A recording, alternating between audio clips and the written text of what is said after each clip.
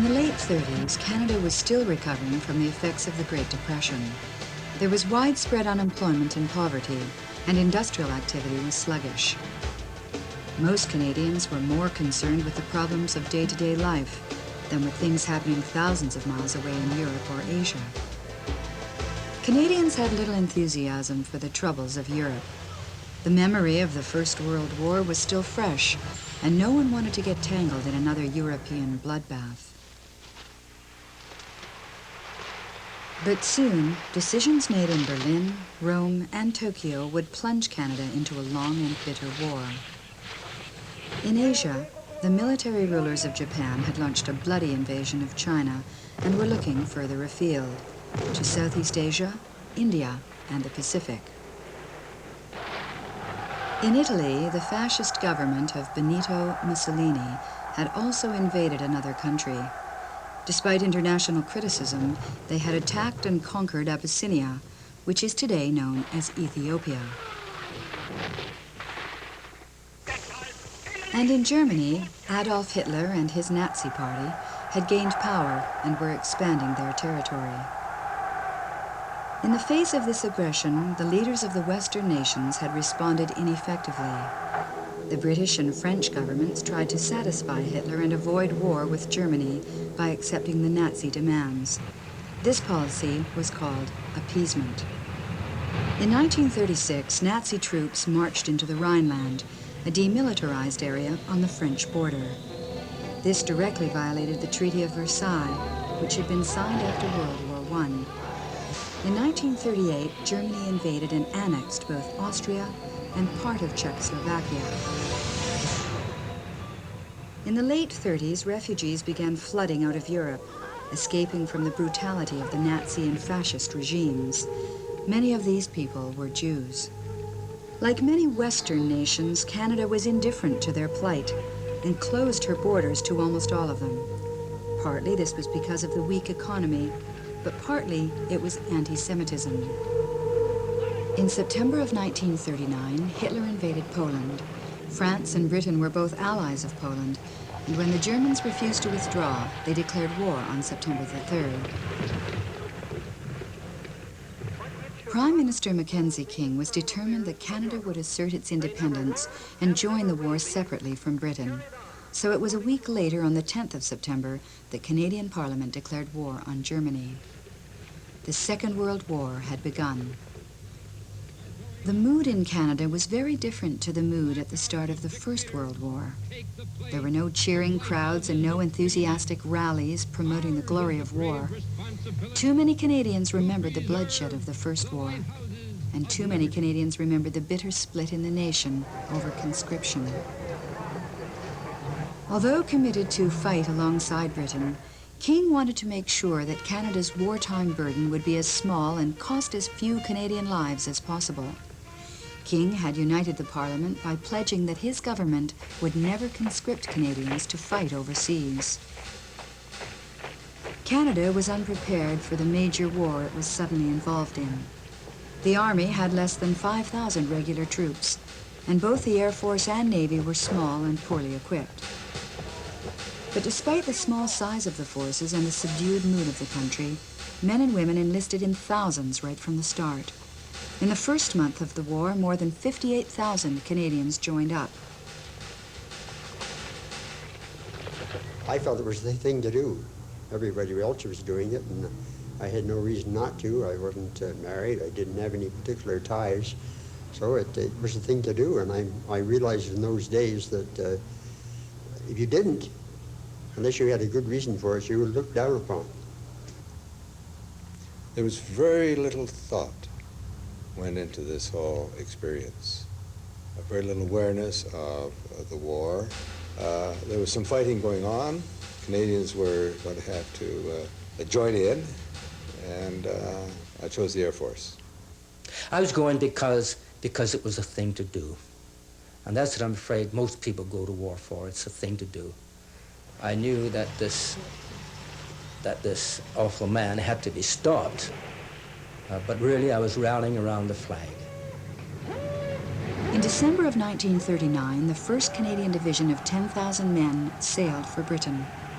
The same month, Britain asked Canada to host an extensive training scheme for air forces of the whole Commonwealth. Mackenzie King was delighted. Here was a way to contribute to the war cheaply and at the cost of few Canadian lives.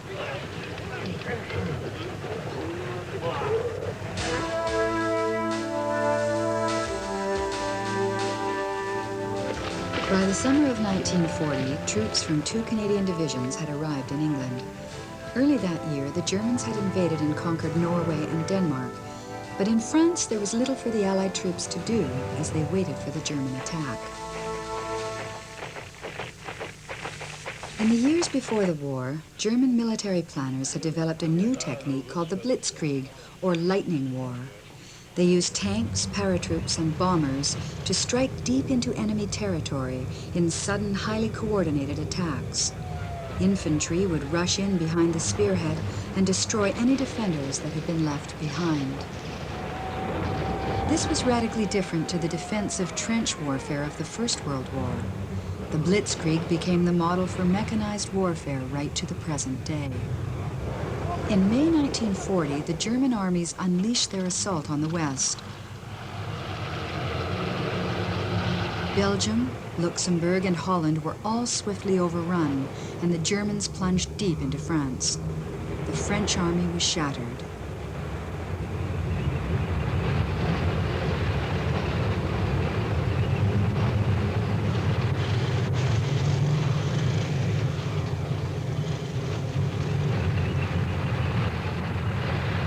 At the port of Dunkirk, 350,000 soldiers, mostly British, had to be evacuated across the Channel to Britain. They left behind almost all of their equipment. More importantly, they were driven from the European mainland. Shortly after, France surrendered. In 5 weeks of fighting, the Germans had won more than they had in 5 years in the First World War. For the Allies, the suddenness of the fall of France in 1940 was a profound shock. With France occupied, Canada became Britain's most powerful ally. In fact, the Canadian divisions were among the few intact fighting units left to defend Britain after the disaster of Dunkirk. In such desperate times, the Canadian government abandoned the idea of a limited war. The whole society was to be put on a war footing. The government even started conscripting men for home defense duties, but not for overseas service. At the outbreak of war, Canada's industries were still suffering from the Depression. C.D. Howe was appointed Minister of Munitions and Supply and became the driving force behind Canada's rapid industrial expansion. He sailed to Britain and, surviving a torpedo attack on his ship, returned home with massive orders for food, weapons, trucks, and just about anything else Canada could produce. Canadian factories expanded and installed modern equipment. Thousands of men and women were employed. Salaries rose swiftly. Canadian factories began to produce all kinds of equipment: warships, transport vessels, fighter and bomber aircraft, tanks, guns, and hundreds of thousands of trucks. Of course, all this had to be paid for somehow. Britain could not afford to pay for everything it bought, and Canada itself lacked the reserves to pay for the material it in turn was buying from the U.S. Some money-raising ideas from the First World War were used again, such as war bonds, war saving stamps, and increasing income taxes. Canada also financed much of what Britain bought from her and signed an extensive agreement with the Americans known as Lend-Lease. Our armed forces grew quickly. The Army numbered more than 500,000 by the end of the war.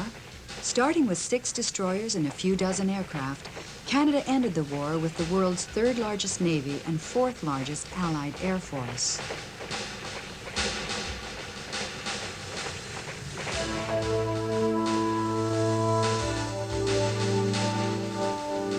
The first Canadian Army units to fight in the Second World War were not in Europe, but in Asia, in Hong Kong. By the end of 1941, Japanese troops were sweeping south across China and had attacked Pearl Harbor. Although admitting that defense of Hong Kong against the Japanese was impossible and that any troops sent there would almost certainly be lost, the British asked Canada to send a force. The Canadians arrived just a few weeks before the island was attacked. Despite a brave and determined defense against greatly superior numbers, the outcome was never in question, and on Christmas Day 1941, the colony surrendered.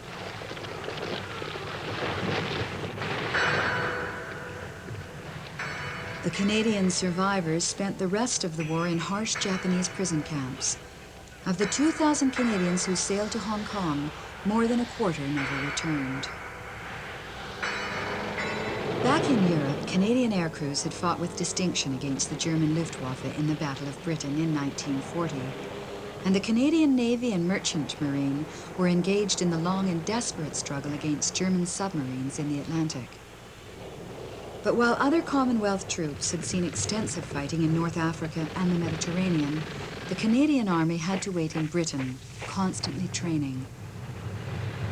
By 1942, Nazi control of Europe was at its greatest extent, stretching from Stalingrad in Russia to Norway on the Arctic Circle.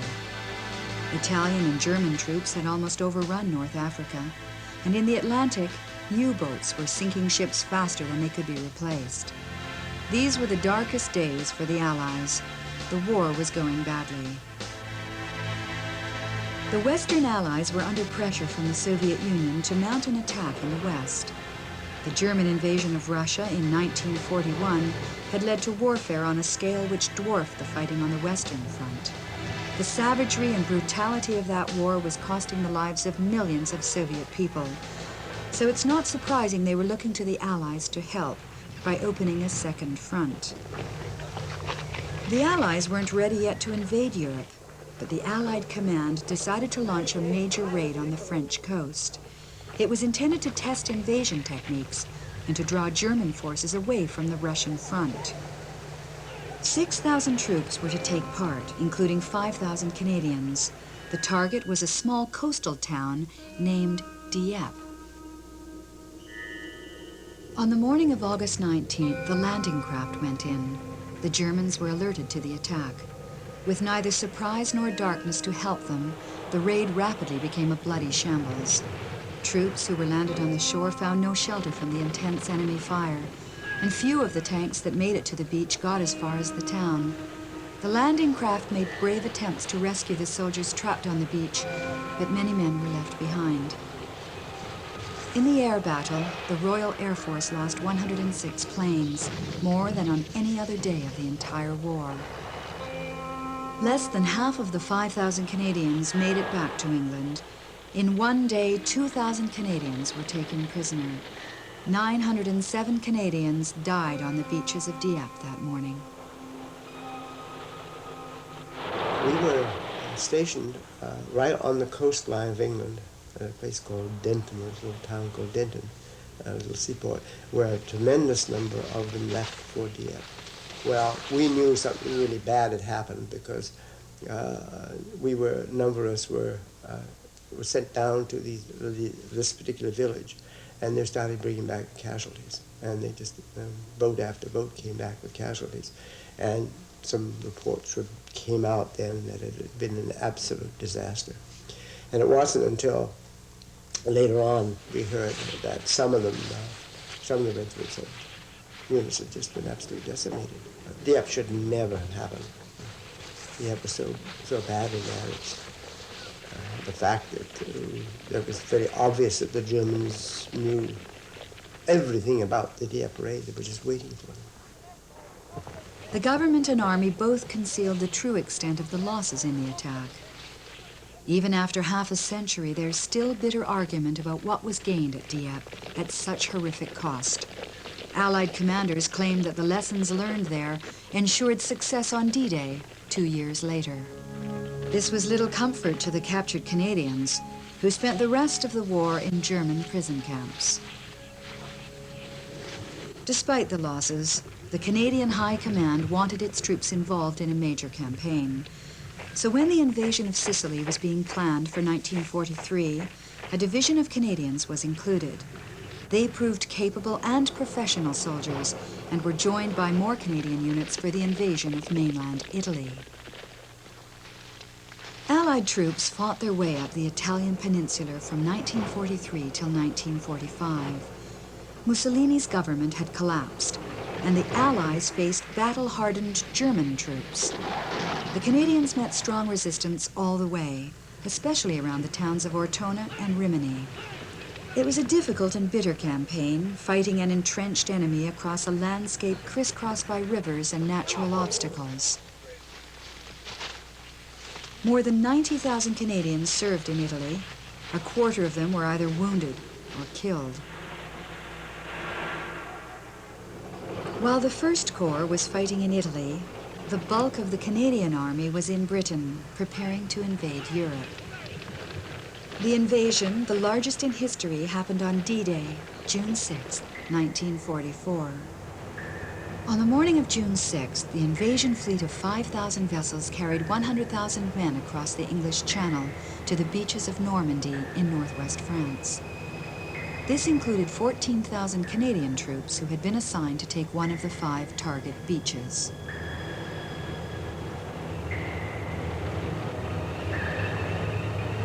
We were the first wave, which was scary in itself, knowing there was nothing in front of us. We landed just as it was getting light. It was really quite light.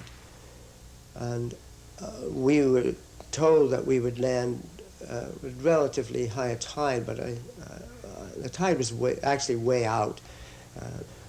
And we got ashore, and we had about 100 yards of beach to run over until we got to the sand dunes, and where, of course, they had barbed wire all along the sand dune. And two things I remember, don't remember. One is that the water came up to about my waist when I walked into there. And the only reason I know how deep it was is I had a package of cigarettes and were wet halfway up. And I can't remember what the temperature of the water was. I remember running across this beach. Obviously, we were under fire because things were skittering all over the beach, and I never did hear anything. That was one of the strangest feelings I had. I was aware of a lot of happening around me, but I didn't hear anything until we got up, and then we had to go our paths. We had been so well trained that we knew exactly where we were. There was a little bit of a chateau close to the beach. And that was to be our first objective, to go in and make sure the chateau was cleaned out. I think evidence about how surprised the Germans must have been.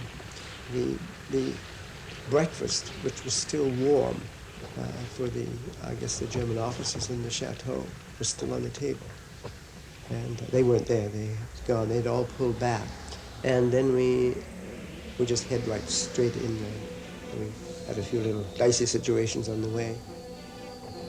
The Allies secured their beachheads and after heavy fighting drove the Germans back from the coast. The Canadian Corps then turned north, given the job of fighting up towards Holland and Belgium. Well, I was wounded after a short while. I came back to the hospital. I went back again, and then I was wounded again by just being shot by a German. You very seldom see who you're fighting even. The second time we did see them, and we were advancing over open ground, and I was again shot a couple of times. That was it. I didn't hate the Germans or anything like that, and I haven't hated them since. I have, in a sense, no right to. They were doing their job. I was doing ours.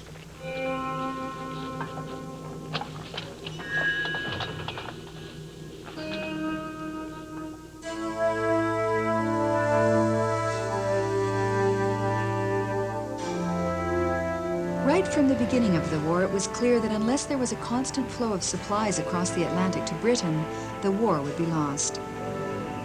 Canadian shipyards quickly retooled and began to build merchant ships and small escort vessels called corvettes. They were intended to sail with convoys to protect them from submarines. The Navy had no shortage of willing crew. It was more glamorous than the Army, without the long training the Air Force needed. In addition, it seemed to the politicians that a strong Navy and Air Force would be a way of providing an effective fighting contribution without having to suffer great casualties. If losses could be kept low, then there would be no need for conscription. The government decided to choose quantity rather than quality, putting as many ships to sea as possible, rather than having fewer well-trained, sophisticated vessels. This meant their enemies had a superiority in both technology and training. As a result of this policy, the German submarines inflicted heavy losses on Canadian convoys. Operating in teams called wolf packs, the submarines sent hundreds of ships and thousands of sailors to the bottom of the sea. In 1942, they even attacked ships in the St. Lawrence River. The Allies were losing the Battle of the Atlantic, and with it, the war. I used to be appalled at the thought of submarine crews. But then I was also appalled at the thought of the merchant men and the merchant navy on that North Atlantic run, with, in the darkness, ships being blown up. And fellows working down in the stokehold, wondering whether a torpedo would come through the side of their ship. Being able to continue their work, but hearing the explosions and knowing what was going on in the darkness in the Atlantic. That, to me, represented an incredible bravery. Unbelievable. Clearly, something had to be done. In 1943, at a conference in Washington, the Canadian Navy was given the job of protecting convoys in the entire Northwest Atlantic. The British Navy re-equipped and trained many of the Canadian ships and finally broke the top-secret German submarine code. Gradually, the improved Allied navies began to turn the tide. And though the wolf packs remained a considerable danger until late in the war, they never regained the edge they had in the early years. Canadian warships were present in many other operations, from the Mediterranean to the North Pacific to the beaches of Normandy.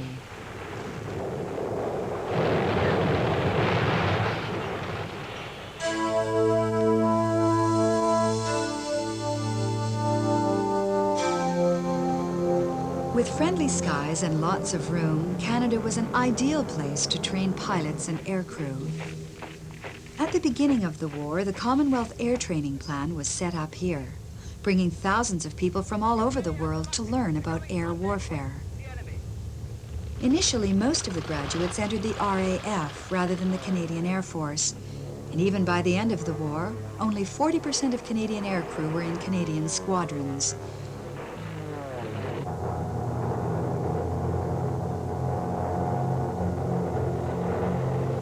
A milestone for the Canadian Air Force was the creation of No. 6 RCAF Bomber Group, part of RAF Bomber Command.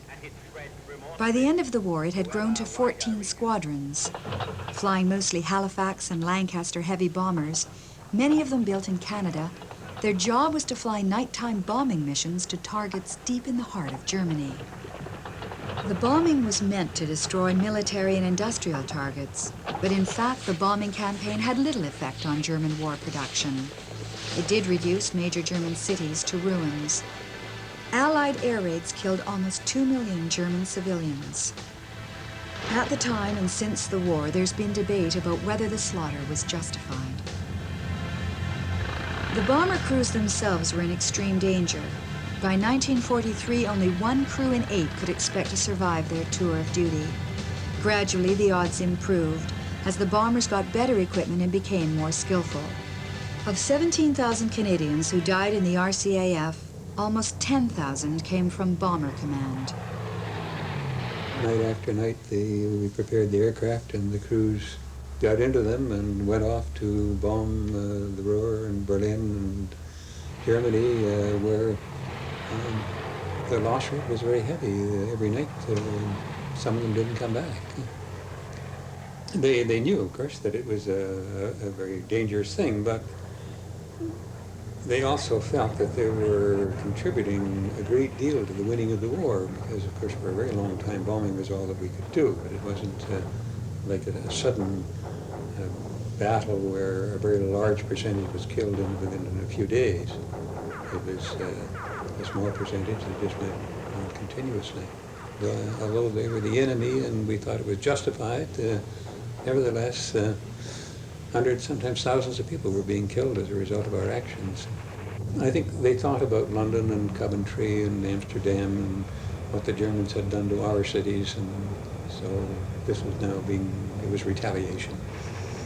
And, in wartime, with all the propaganda that there is, and you're conditioned to do these things.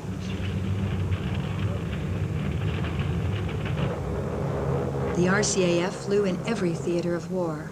They hunted submarines far out over the North Atlantic, attacked the Japanese in the Aleutian Islands, dropped supplies in Burma, and fought in the desperate air battle over Malta. They flew fighters, bombers, transports, and naval aircraft.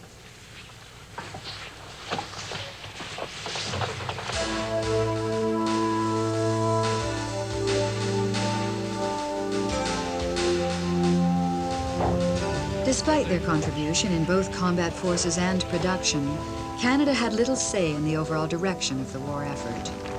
The British and Americans made all the major decisions, and, like other members of the Commonwealth, Canada had to go along with them. As the war dragged on and losses mounted, the government faced the prospect of sending conscripts overseas to fight. They had tried to avoid it because of the deep divisions it would cause between the French and English communities, but there seemed no other way to replace the casualties. In 1942, the government held a referendum asking to be released from its no conscription pledge. English Canada voted 4-1 in favor of releasing the government. In Quebec, the vote was 4-1 against. Freed from its pledge, the government still didn't introduce conscription. The summer of 1944 brought intense fighting in Normandy and Italy, and the replacement pools of volunteers were empty. Since 1940, Canadians had been called up to work in home defense. These men were known as zombies. Those in favor of conscription demanded some of them be sent to fight overseas.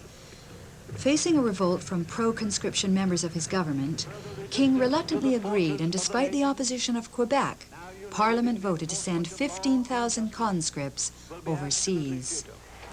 There were riots in Montreal and revolts among the conscripts, but by the time they sailed for Europe, the Canadian section of the front had become quiet. Few conscripts were killed or wounded. Once again, as in the First World War, Canada had resorted to conscription. Once again, the nation was divided, and once again, conscription had little military effect.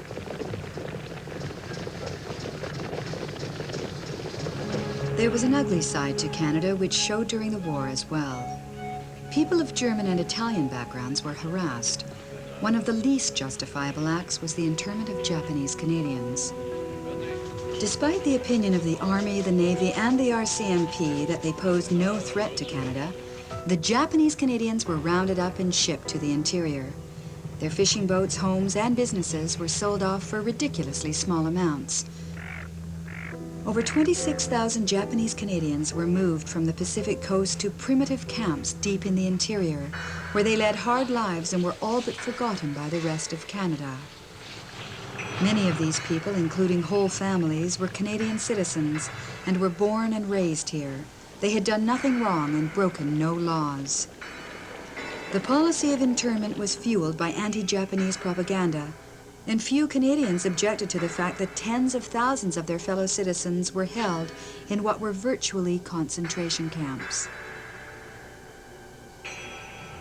The war brought enormous social and economic change to Canada as well. The Depression had meant too many people and not enough jobs.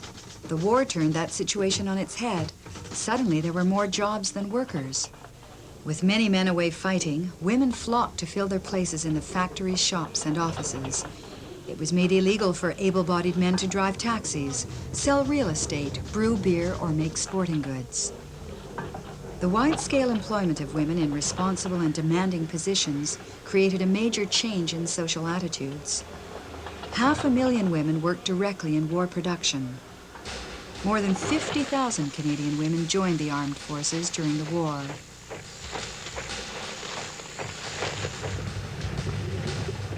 A lot of the women who married during the war and were without children didn't really feel married. And we very seldom made very much plans for the future. We lived very much for the present and now. And we didn't discuss too much about when the war is over. It just seemed to be a presence that we had to cope with.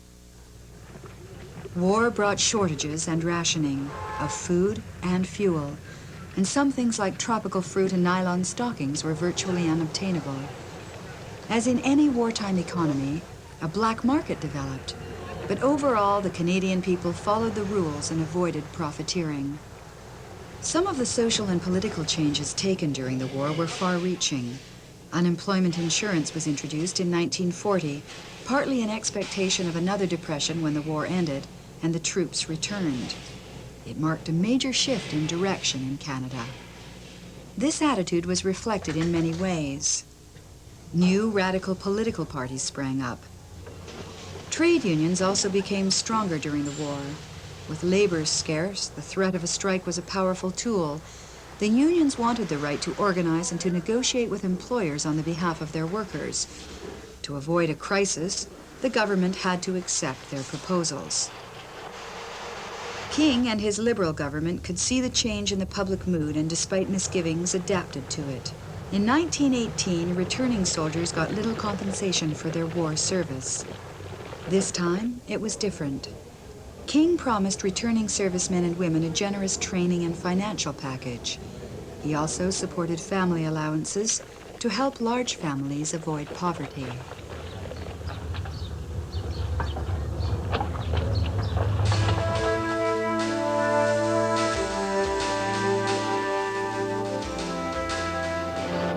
In early 1945, the Canadian Army was pushing its way north through the fields of Holland, up to the Rhine River and the German border. We were advancing, and in front of us was the Hitler Youth. And they were, I'm sure, no more 14, 15, 16 years of age. Very, very arrogant, spit in your face. And a number of them had been captured.